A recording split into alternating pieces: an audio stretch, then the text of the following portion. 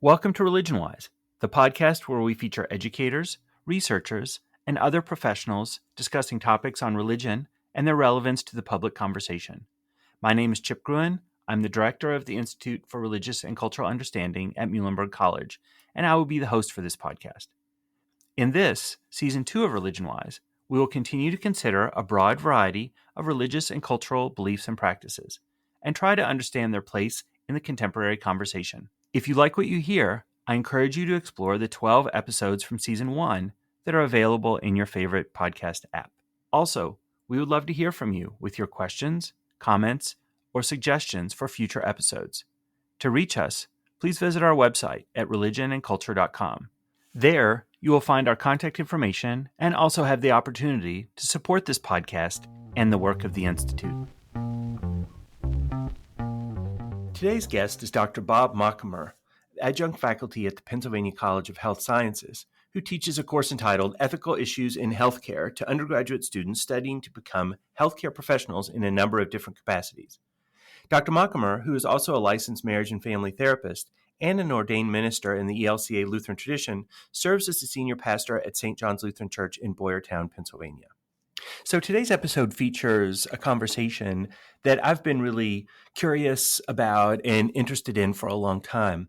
Here at Muhlenberg College, I served on the pre-health advisory committee, and one of the things that we did is we designed a program called the Shankweiler Scholars Program that is interested in cultivating those interested in medical professions in academic interests other than biology and chemistry. Of course, biology and chemistry being important to the study of medicine, but the argument goes that so are other things, whether that be history, philosophy, the study of religion, or things in the social sciences, psychology and sociology, etc. And as part of that program, I've had the privilege of talking to students about the confluence of religious traditions and our pluralistic society in which people might come with a number of different worldviews into a medical facility, and the provisions of healthcare that they find there. One of the ways that I talk about this is that I say that it's important that medical professionals realize that providing healthcare to a human is not like a mechanic fixing a car. There's a lot more to it. It is not simply a matter of replacing the oil or switching out the carburetor. The person who's coming into that office is coming with potentially very different ways of understanding the world, understanding their body, understanding the nature of life and death than we can assume the practitioner has, right? That there is a very different, potentially very different worldviews that are operating in that office simultaneously. Now, of course, the hospital facilities in particular have chaplains' offices. Over the last few decades, those chaplains' offices have become increasingly literate and competent to dealing with people who are outside of their own tradition. So a Catholic chaplain might be able to deal with issues from a Jewish patient or a Muslim patient, etc. But as we move forward, it seems to me that not just in the chaplain's office, but also within the healthcare professionals themselves, knowing how the treatment of patients and ethics around patient care might be affected if someone coming in is a Hindu or a Buddhist or a secular humanist for that matter, that the way that care is delivered might be very different depending on how that person, again, understands their body, understands the nature of life and death, understands the procedures and the ethics of those procedures. The other part of this that I think is really interesting is the confluence of ethics and morality, legality, and patient autonomy. We, as a 21st century American society with a particularly capitalist and materialist worldview, are really interested in what is legal to do. And so sometimes there is a conflict between ethics and legality and the individual beliefs, practices of both the practitioner and the patient themselves. Dr. Machamer comes in as somebody who is responsible for talking to students headed into healthcare about some of these issues and to make them aware. And so with that, I welcome Dr. Machamer to the program. Dr. Bob Machamer, thank you for coming on ReligionWise. Chip, I'm excited to be here with you and to continue the conversations that we started just a few weeks ago. All right, so let's jump right into it. So I'd like to start our conversation by having you introduce yourself and the trajectory of your professional life. Your training is really wide. It's both scholastic as well as clinical and practical. Can you tell us a little bit about your biography and background that led you to the place now where you teach ethical issues in healthcare? Surely. Coming out of Grove City College as a psychology major, I found myself in seminary in Boston, exposed to all kinds of traditions, diversity that I never experienced growing up in Lebanon County or at Grove City. That was the challenging part for me, learning not only the academics at Grove City and Gordon Conwell putting together my organizing principles of theology, but then trying to figure out how to, in a practical way, to relate to God's creation. In my first congregation, I realized that my training was pretty inadequate when it came to the problems that people would come into my office and want to discuss. And the field of ethics opened up right there, because I think the field of ethics is about practical decision-making. And I think that the principles and the theories that we talk about when studying ethics are incredibly helpful. The theories, of course, the decision-making models that we use with them, and then the principles that focus specifically on the individual. Are they upheld? Are they violated? My work at the college as an adjunct has exposed me to healthcare workers, those in training, those that have been there for 20, 30 years, but came back to get their BSN, their bachelor's in nursing. And that was a marvelous experience because they already knew 20 times more than I knew. And then they would put it into their case studies. And it stirred my thinking of how can we help? And how can we be a people who regard each other with respect? How can we uphold these things that we talk about in the textbook? How can we do that for and with one another? I think simply at the end of the day, it'll boil down to what kind of person do we want to be? So in our preliminary conversations leading up to this discussion, we were both really rather insistent that we get practical, and we'll deal with case studies later. But I think it's important to consider, at least in brief, a little background, the method of the field. That this, ethics isn't sitting around in a circle and talking about our feelings. It is grounded in a very old discipline. So can you give us the 1-foot version, the brief version of the intellectual tradition that sits behind the way that you teach this topic? Absolutely. Our first class, the first hour and a half of teaching the class that I teach, and it's generally an intensive, it's a 5-week program. We talk about Western world, of course, and it's traced back to the ancient roots with the Greeks, the school of Hippocrates, and all of the work that they put out. I mean, back then you have physicians who were both healers and executioners. They supported euthanasia. So coming out of that tradition and shifting that through the years, I mean, that's BC, that's 300 years before. And if ethics is the practice of decision making, if it's to be practical and it's problem solving, those key components that were put forth by people like Aristotle, that pursuit of excellence for Aristotle, being a virtuous person. What does it mean to be a virtuous person? And the word that he used, eudaimonia, it's not just happiness. It's not just flourishing. We don't have a synonym for it in our language. It's engaging virtuous character.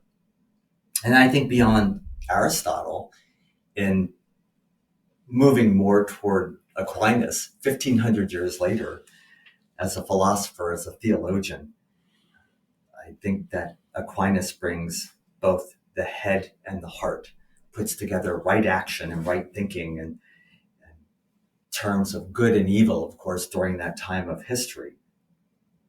Virtues, the preservation of life, the preservation of the species, the pursuit of truth, which kind of sounds like something that in our country was written right about the time of the Declaration of Independence. So we talk about that. Yeah, we spend a little bit of time in Aristotle, we move to Aquinas, and then we get into where we are today and the challenges of what it means to be one who is in healthcare as a professional, not just physicians, but everyone in healthcare. So I think we'll get the opportunity to talk about this more, but I just want to put a marker here and get some preliminary comments on the ways in which this intellectual tradition that we're, that are the background of the class, the Aristotle, the Aquinas, et cetera, are the Western intellectual tradition. Absolutely. And not only the Western intellectual tradition, but then the Catholic scholastic tradition as well. And I think it, from my perspective, it looks like particularly the Catholic piece, the Christian intellectual history piece of that can sometimes be occluded when we have these conversations. It's not fronted, right? That ethics is imagined as secular.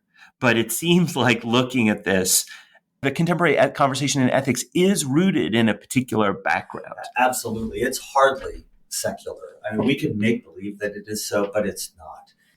The traditions of faith, Judeo-Christian, are so deeply embedded in ethics.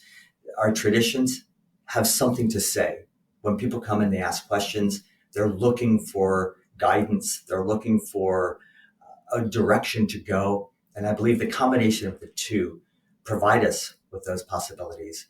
In Judaism, of course, tradition has something to say about life before it comes out of the womb, life after it comes out of the womb, a sense of community, perhaps different than we've experienced in the Catholic Church or the Protestant Church.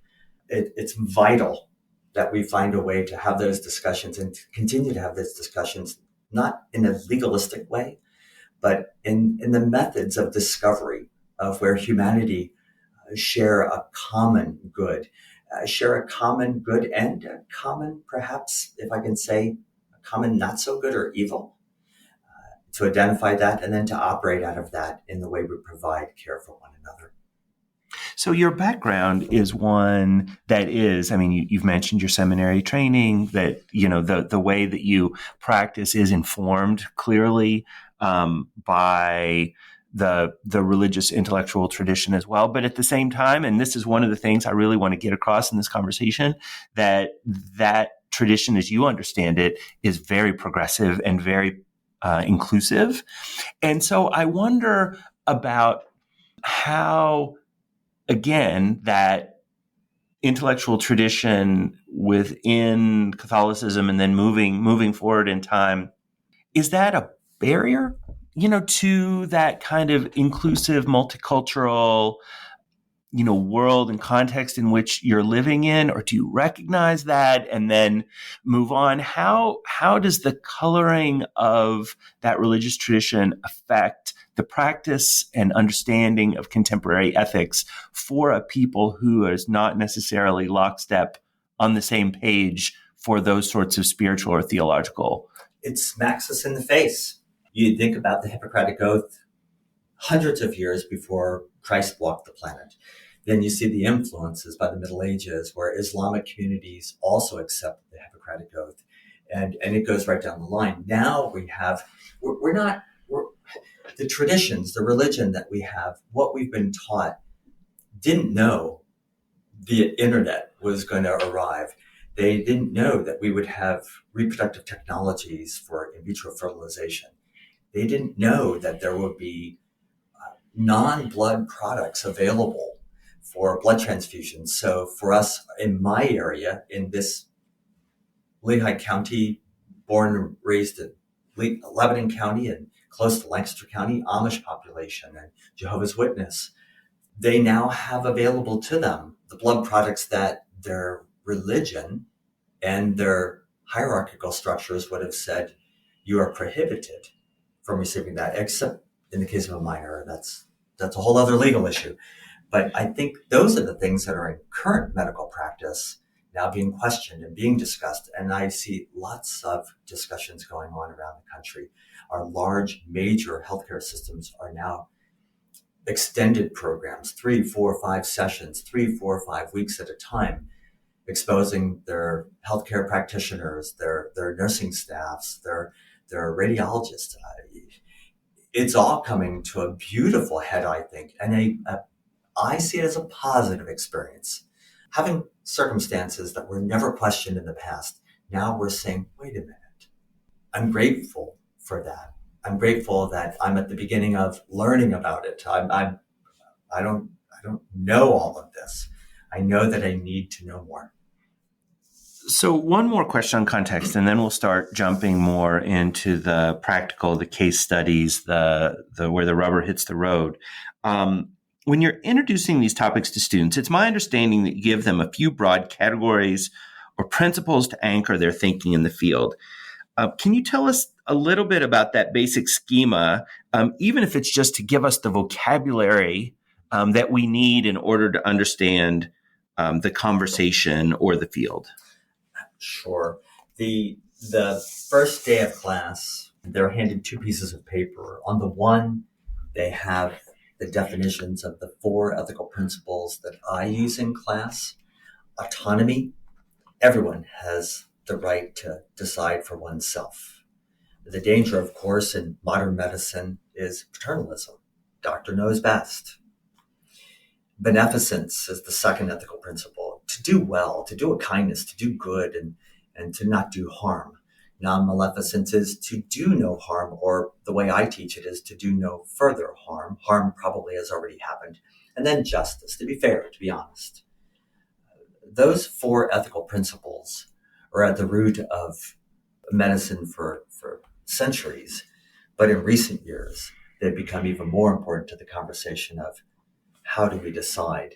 You have ethical theories. So you have the theory in and of itself, and then you have metaethics, which is the questioning about those particular stated theories. So for us, we start with those 4 words, and I tell them at the end of the first class, please learn these words. Learn what they are, because you're going to use them. And ethical principles are always about the individual. They are never about the healthcare system. They're never about the family in the room. They're always and only about the individual. So autonomy can either be upheld or violated on behalf of the person. Beneficence can either be upheld or violated. Justice can either be upheld or violated. And sometimes it's really hard to distinguish which way to go. The ethical theories of consequentialism, where the outcome is more important than the intent, where the overall consequence, what's more morally right, and seek to do the greatest good for all people. It's not just the greatest good for the patient. It's the greatest good. It has to be a larger number to be understood as consequentialism. Deontology is always duty-based. And I laugh because this is the example that we use is one that is familiar to those who are nurses and in the profession of nursing. They will invariably be with a patient, and they're cleaning a line, or they're working with the patient, or they're changing a dressing, and an X-ray technician might show up, and the X-ray technician is there to simply do their duty, and their job is get the job done and get the X-ray. So in the middle of things, they're ready to move on to the next patient. They have another patient that they've got to get their equipment to, and the nurse then is in conflict with their own healthcare team. So we have those deontological conflicts. Again, it's theory. Virtue ethics, probably where we could spend the most of our time, because I am one that believes in virtue ethics. So at the end of the day, what kind of pastor do I want to be? What kind of therapist do I want to be? What kind of husband do I want to be? What kind of human do I want to be? What kind of advocate do I want to be for marginalized groups? I think modern healthcare is going to be looking at that. I think modern healthcare has to be looking at everyone who is marginalized. If the research is correct, that 50% of physicians' prescriptions that are handed to a patient are that they go unfilled, primarily because the physician didn't ask or they didn't know, they can't afford it. So 50% of prescriptions go unfilled, or they go to the back shelf of the pharmacy at Wegmans, and no one picks them up. It's because they can't afford it.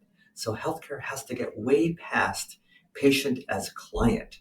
They have to be patients as people. Those are the challenges that I talk about with my class. And then, of course, authority-based religious ethics. In the Amish population, your bishop comes into the hospital and helps you, and if not helps you, makes the decision on your behalf. That can happen with Jehovah's Witness as well. My bishop has never been in my office, never been in my hospital room to tell me what my next procedure is going to be. And I'm grateful for that, because I'm not sure my bishop would know any better than I would at that. So I want to push on this a little, because you mention, right, you give this framework, you give these ways of understanding.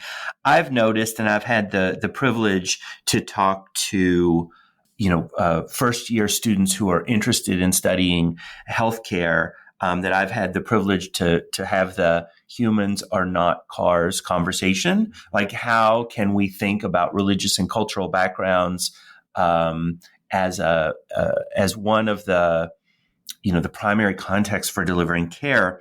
And one of the things that I've noticed in those conversations is that they're really interested in thinking about what's legal, and that they have a hard time separating the conversation about what's legal from what's ethical. Do you see a similar propensity here? Is that the way your conversations go? I don't have a conversation. I may be speaking hyperbolically, but I rarely have a conversation where that does not enter in. And that's why the class that I teach always has a legal component in it. And most healthcare institutions or healthcare-oriented programs, college programs at the undergraduate level, in their very first class, there is always the legal dimension. Frequently, it's discussed by using case studies such as Tuskegee Airmen, and how they were never, their consent wasn't even known to them. They didn't have any option to consent to the study on syphilis and all that longitudinal work that was done. Henrietta Lacks, there was no awareness. And in fact, there was a blatant, her husband said, no, you may not.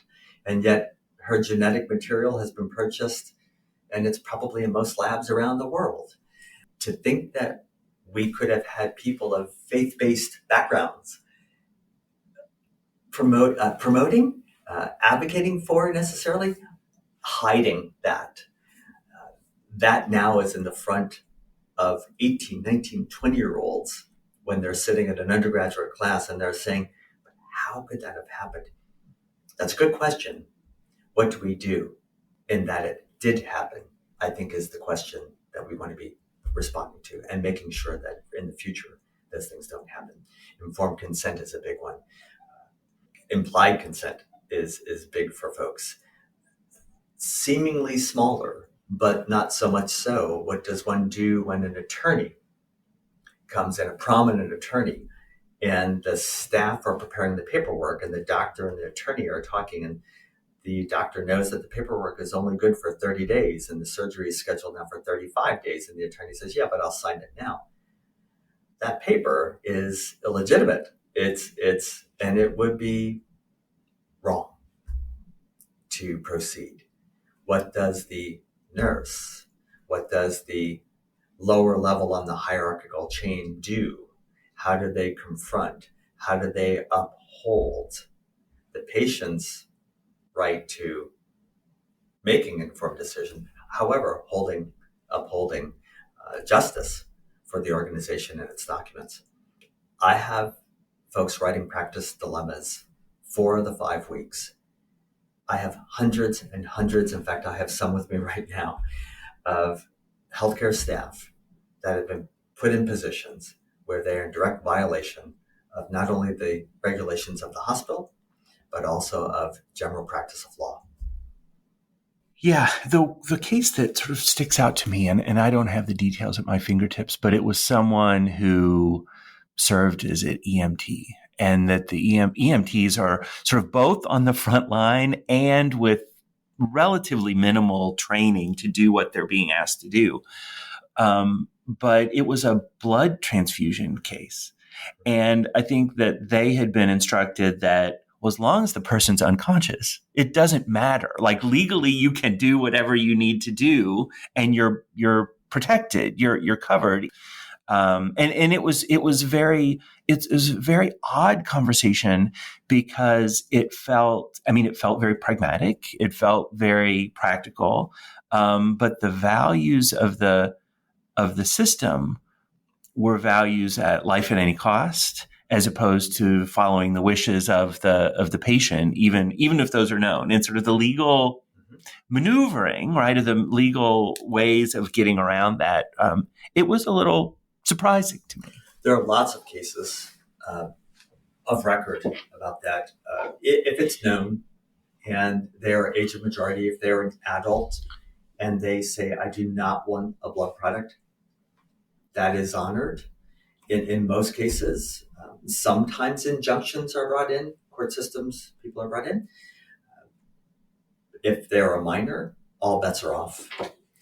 And again, I'm not an attorney, but from the studies that we've used in class, the case studies that we've read together as a class and we've discussed as a class, and they are concerned about that. They're always looking for good, up-to-date medical records.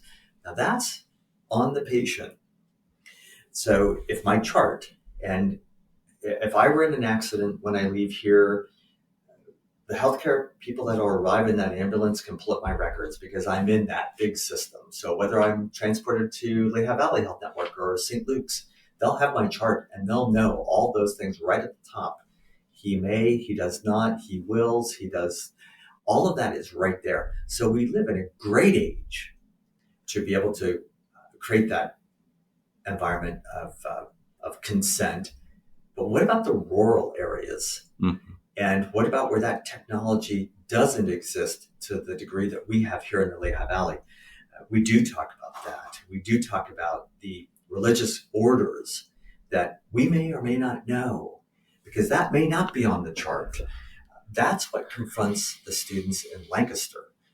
They're not always sure what to do when a patient comes in and a person comes in and they are Amish. They don't always know what to do. But that I know the hospital system has worked very, very hard to work with those denominations and those particular religious groups to talk about the law and the medical practice before we arrive at the need for that to take place. Those discussions I know are going on in Lancaster, so I've got to believe they're going on all across the country, or at least I hope so. And if not, we need to advocate for that to happen. Let's have the conversation before we are in that last minute when we need those life-saving measures. Now, those are my words, because for the person who is Amish, it might not be life-saving at all, because it might be an affront to what they believe to be the will of God.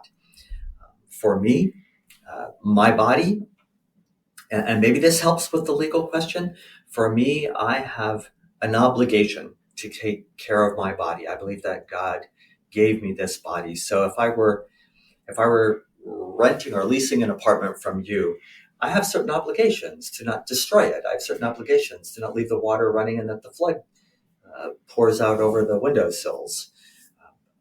I have legal obligations also to maintain it so that it doesn't become infested with bugs. Healthcare professionals today are being confronted with all of that in an environment where patients can be seen as clients and not people, in an environment where physicians are just medical practitioners. They're in an industry. They're joined to a business contract. And when we sign all of those sheets of paper, I do not read all of those sheets of paper word for word. But I was shocked. I was at a doctor appointment not too long ago, and on the desk it said, if you have ever or plan to or think you might want to file an action against us, we will not see you as a patient. I have never seen that in a major healthcare system right here in this southeastern part of Pennsylvania. And I asked the person at the desk, can you explain this? And they said, no, you have to talk to your doctor about that. When I asked my doctor about it, they said, we just don't have the time to spend in a courtroom. So you're vetted. We already knew that you haven't filed any legal action. Wow. Patient care, patient autonomy, justice, all that's on the table right now. And the laws are being rewritten and debated all the time. Well, and it's interesting. I mean, given your roots, where you teach and where you have been a therapist, the examples that you bring up are good ones, the Jehovah's Witness and the Amish. But I'll just sort of say, one of the goals of the Institute is to get people broadly literate across all kinds of religious difference. And one of the examples that I bring up, and it might sound very small to people, but the prohibition against cutting hair in Sikh or Sikh communities. Mm-hmm. And so you think somebody comes in for an emergency surgery and you have no idea why that person wears that turban, right? Much less anything else, or that there are particular undergarments that married individuals don't take off in that community, right? And you cut those things off, or you shave an area for surgery or whatever, and you have just committed a major violation of that person. And so, and that's one of the examples that I know about. But as our world, I won't say becomes more multicultural and pluralistic, but as we're recognizing that pluralism and multiculturalism and religious difference more and more and more, I've got to think the numbers of those kinds of literacy issues, right, that people need to be aware of is just going to grow and grow and grow and grow. And I hope our healthcare system is up to that challenge. I think that what you're talking about is exciting for some, and I think it's frightening for others. And I believe that many people would say, gosh, how much time is it going to take to train and equip people? And the reality is we're going to have to take the time. So programs may need to be lengthened rather than abbreviated. What once took 4 years to receive your degree, now one can do in 18 months or 24 months. To save money and to create money for institutions, we may have to backpedal and prioritize people over dollars. Medical treatment is big business. That is not something said lightly, because it should be about people. And I believe, in general, I meet very few. I can't say that any of my family's physicians treat us like we are widgets. I really can't. Now, we're careful about where we go, and we have met physicians and we've said, no, thank you. And we move on and we find the next person, because we look for people who treat us as people. Now, when it comes to the variety, the pluralistic society that we have been for decades, we can't ignore that any longer. I think it'll happen through conversations like this one, and you'll have people on that are far more knowledgeable than I am. And that's the benefit, because I'll listen to the next conversation, not one that I'm on with you, but I'll listen to the next person. This is a great opportunity, I think, to open people's eyes to diversity, to equity, to inclusivity, to religions that they've never heard of, and to do it in a way that perhaps doesn't engender fear or threat, like around 9/11. Oh my goodness sakes. And for Asian Americans, oh my goodness sakes. Healthcare has to be aware of that. When a prisoner is brought in, when somebody in an orange jumpsuit is brought into the hospital and they are in line to receive treatment and people are screaming in the waiting room, why does that person get to receive treatment over my child who is crying and in pain? There's a reason, because they are treated as humans, regardless of what their resume says something has happened in their life that's put them in that orange jumpsuit. Law and healthcare, it's wide open now, and we want to participate in it.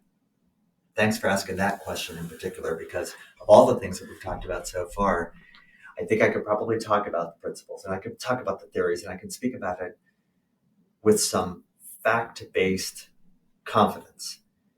But you're asking questions that it seems to me we don't have good answers. But I appreciate the good questions, and I hope that the listeners are hearing that. Good questions might just be more important right now than the good answers.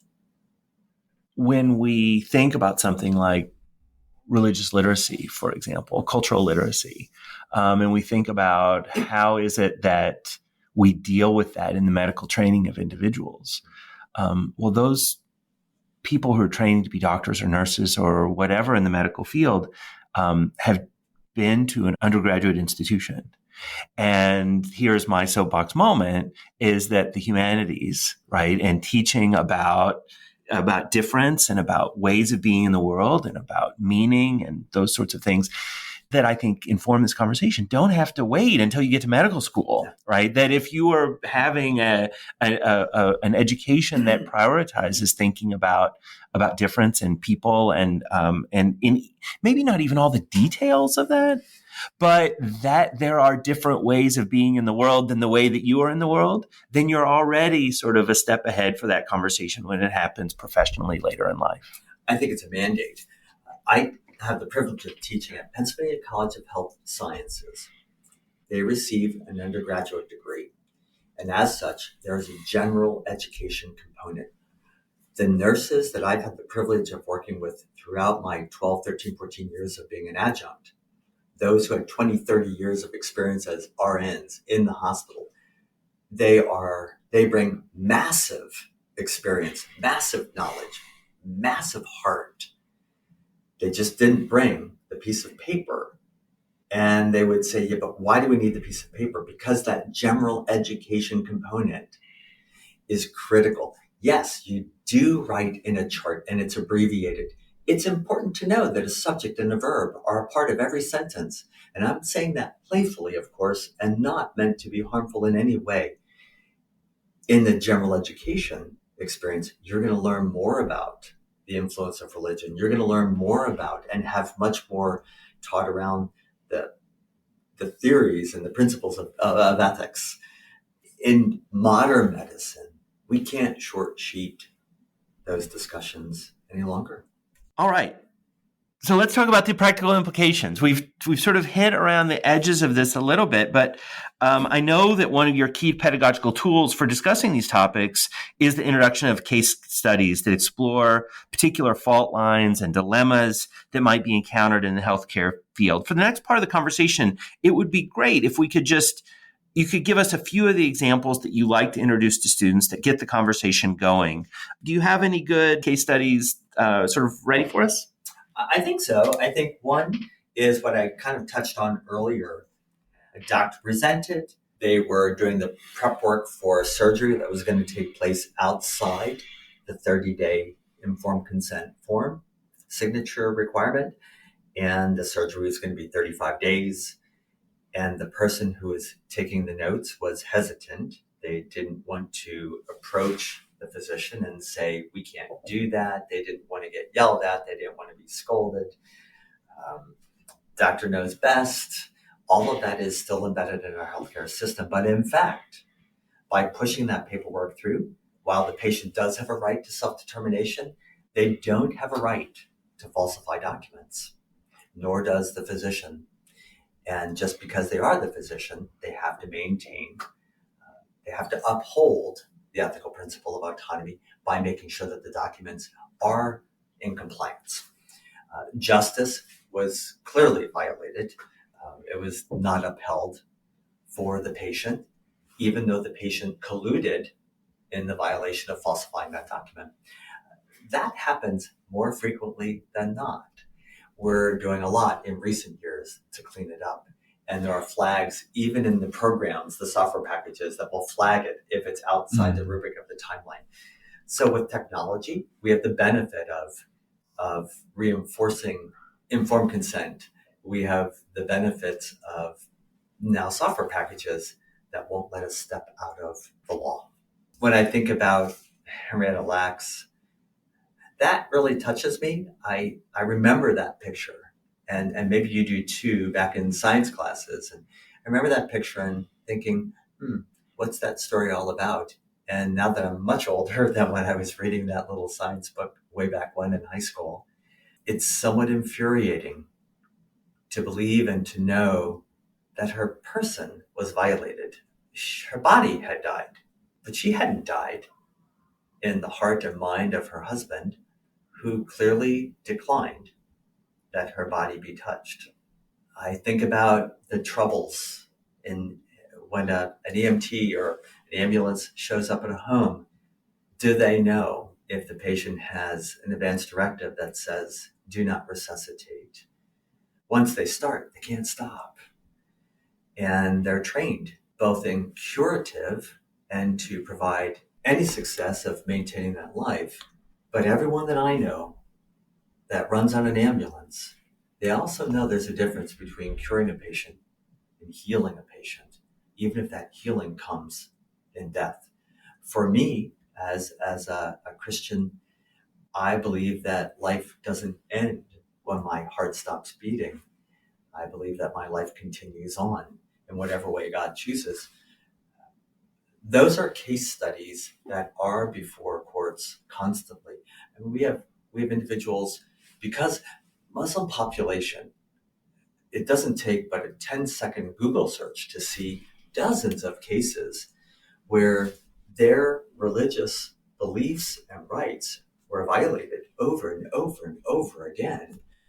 We see major chains, CVS, we see major healthcare systems saying, you may not do this. The doctor, you may not provide alternative reproductive treatments for a certain population, for certain. I know of a hospital where a doctor decades ago would give the young woman money to go to another hospital where they had the option to terminate the pregnancy. But the hospital system that she came to originally would have never done that. There would have been shame, there would have been blame, there would have been one alternative. I believe that we do much better today, but I know that there are still cases like this in the faces of the attorneys. I spoke last week with an attorney with a local healthcare network, and I asked specifically, what are the major issues between ethics, healthcare, and religion? And they said it's almost always in consent. When a person does not consent to treatment because of their beliefs. The young boy that was in the car accident and said to the ambulance, I am Jehovah's Witness. I am not to have a blood product. Was taken to the hospital. His decision was honored. The first day the blood work came back and we saw the levels were going down. And then the next day even further. And finally, the hospital said, this can be treated and it's not a difficult treatment. And they requested and received an injunction. They gave this young man a blood infusion and he survived. And after he survived, they sued the hospital and it was upheld in the court that the injunction was upheld. And they didn't lose the case for trying to cure this young man. But even so, was this young man's autonomy violated, even though he is alive? What part of this young man will now, for the rest of his years, struggle with, maybe it was God's will for me to die, and that my life isn't to be here, but to be with God? Those are the kinds of things that are presenting. In 2023, these issues aren't solved yet. But these discussions, I think, are helpful. If we could have the conversations before we get to the hospital, is it unethical for a human being to not have an advance directive? I think it's cruel and unusual punishment for someone to not have an advance directive and for their family to not specifically know in writing what their wishes are. I think it's as equally cruel to have an advance directive, but to not have shared that. I think it's equally cruel when a patient says, please don't tell my husband that I'm going to die in 3 days. I'd rather have them stay with me until I die. And the doctor is required to honor the patient's request. Please don't tell my husband that I am pregnant with another person's child. Don't allow that to be revealed.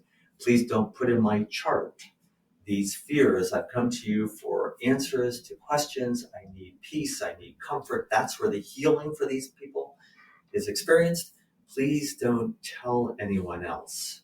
So now we bring in the therapist, hopefully, the emotional therapist, because if we're talking about healthcare, we can't just talk about the physical body. We have to talk about the spiritual and the emotional bodies as well. I think hospitals are doing a much better job of that. Note that the first person that's called in an ethics question in a hospital is the chaplain. Now, I find that unbelievably intriguing. Not the attorney, legal counsel for a local hospital network, but the chaplain is called. So think about how that chaplain has to know about Roman Catholicism, has to know about Judaism, has to know about Protestantism, has to know about Muslim, Hindu, everything that's available in their potential service area. They've got to know that. Well, thank God we have that person on staff. Yeah, I feel really good about all that. Reproductive technology. What does one do if the doctor doesn't believe in a male that shows up to the urologist and says, I'd like to have a vasectomy, but I don't want my wife to know? How are you going to do that? Well, she's going to be away on vacation. Okay, well, why do you want this? Well, because there's someone else that I want to be physically intimate with. I was privileged to have that as a circumstance show up in one of my practice dilemmas with a student. And that student handled it remarkably because they didn't impose their very conservative evangelical, if I can use those terms very broadly, conservative evangelical beliefs with their patient.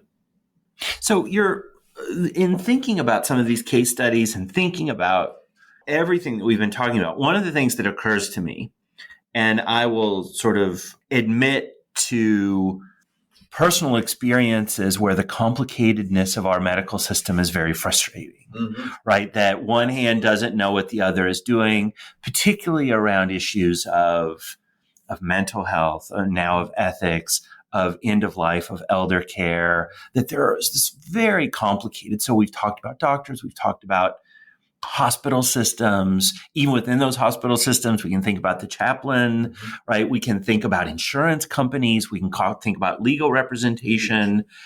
I'm thinking about, even if our best minds, right, our best ethical minds can get in a room and imagine the world that we would want, that values autonomy and beneficence and justice. How does that become affected by the complicated structures that I think are these organic? Nobody would design the system the way that it is now, right? That it's sort of organically grown up to have these a million appendages that don't always know what they're doing. How does, even if we can make really good decisions, how is that affected by this complicated system then that we're confronted with? If I understand what you're asking, I think about, in my field, exegesis, taking a passage and tearing it apart to try and understand it, not just the words, but the historical context, etc. I think healthcare is more like eisegesis. We take our traditions and our past and we try and find ways to insert it into current dynamic. And that's where we end up in trouble. When we take that which is old and it doesn't fit, so we jam it in there, we force it, rather than allowing the flexibility of these conversations. I love, my favorite symposiums that I go to are when there are opposing views. And then someone steps in and says, but they actually are less in opposition when we add these principles. They are no longer completely oppositional. Think about double effect. I think that's Thomas Aquinas. If a person receives morphine for pain, and the intention wasn't that they die, but they die, that's okay. That's acceptable. I shouldn't say okay. That's acceptable. But if we just simply euthanize them, that is not okay, except in a few states where physician-assisted suicide is permitted under very, very, very strict standards. So people think, well, you can go there and, oh my goodness sakes, no. There's a ton of paperwork and a ton of really important, because we do, as a society, we really, really, really, really value this physical life, this physical body, this physical being. I think if that's something that we can move forward in, but can you imagine who will make the final decision on that? Legislators. How do you get in their ears? And how do you teach them? Do we send them back to school? Are we going to have to? We've got to have people. This is a time for really serious people, serious learners, serious thinkers, And not just the academics, of course, but the people that are with you have to be willing to, in my opinion, you have to listen to the people that are in the stories. For me, the LGBTQI plus has been perhaps one of the best things that ever happened to me in the last decade of my life. In healthcare, I've experienced repeatedly, folks would go to their doctors and they would want to talk about what they were feeling, what they were experiencing, what they knew to be their truth. And the doctor just did not know what to do with transgender people. And I've experienced close friends that it was almost an abusive pain to go to someone that they had to have trust because they needed to know, but they would be brushed off mostly because the person didn't have any idea. I don't know if I answered your question. Well, let me follow up, and maybe this will clarify a little bit. You say this is a time for serious people, right? For people to engage with these issues. And I think that we can look around here in 2023 and we can see that in some ways we've made forward progress, yes, right? In valuing identity, in valuing the individual, in letting people tell their own stories, to express their own worldview. Yet, in many ways, we are seeing some of that progress taken away as well because of the nature of the conversation in public life. With regard to women's health and choice, I don't even know if I can say on the recording. It's painful to think about the women that I know, and it's painful to go backward. I think, and this gets back to my previous question, I think where I sit in this conversation right now, and maybe I am just a little more of a pessimistic person than you are, but I talk to you and you have hope, right? That systems can do better, that learning is possible, that we can, in the light of ethical reasoning, get to places where the individual is valued. And I look around, not as an ethics specialist, but just somebody who looks around and is curious about the world. And I see the complicatedness of political conversations, of legislatures who will end up being responsible for this, of the stock options and shareholders that are involved in these healthcare systems, with people who might mean well, but nurses and doctors and other healthcare providers who think very differently about a host of issues. And I just think, oh my goodness, this is a mess. I know we can do better. I have hope that we can do better, but I'm not sure that I see the way forward. I think the way forward is to continue the conversation. I think the way forward is to invite people to sit around a table with a cup of coffee, a cup of tea, a beer, and to find a direction, a common direction, and to mull it over together, and then to get out and add to the numbers of those for whom it could be helpful. We teach this at the college because the college believes not just to check off a box for their licensure, but we actually believe that the person who enters into that room, well, there's virtue ethics. I mean, it's going to stick up all the time. I want my students to walk into a room and have a patient say, "You're really good at this." Well, what are you good at? I want them to listen to the person in that bed and to not see patient only, but a person who has a story, whose spouse might be at home and they want so desperately to be at home with them because they are that spouse's primary caregiver, and to recognize that you have a whole person there. What brought you here? What keeps you here? What are you going to do when you get out of here? I want to happen at every level. And I know I've seen the software packages that say you've got 17 minutes to see this patient. And then you've got to move on because we have to keep a certain dollar amount in the practice. I think it's going to take people saying, no, I won't do that. And to probably reform and maybe even recreate and start fresh in a new way of doing and being. Catholic institutions are all around the world, right? I saw them in Africa, in Tanzania. I saw the remarkable work that they did. Some of it harmful, of course, but by and large, the people who served there, who could have been serving here, they brought their whole self to that position. But I guess my hope is because I wouldn't know what to do if I didn't have hope. And I do believe in God, and I believe that God does have a plan, and I believe that God wants us to do exactly what Aristotle said, seek the highest fulfillment through virtuous living. I think that's critical. I think sometimes we just have to keep reminding people that they matter, what they do matters. That's the heartbreaking thing in healthcare. I see healthcare workers. I see public educators. I don't know how they do it. Remember when it was 35 years and, hey, you have your summers off and you're retiring at 55? I don't know how many people stay till they're 35 any longer. I don't have a lot of answers, Jeb, but I do want to stay in the game. And I do want to continue to have the conversations.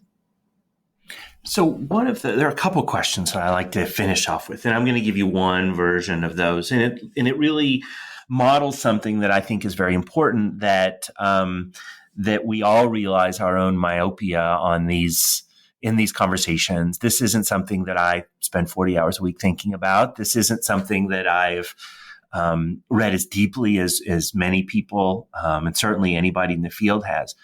So what am I missing? We've had this conversation. I've come up with a list of questions. I've sort of probed the things that are on the top of my mind.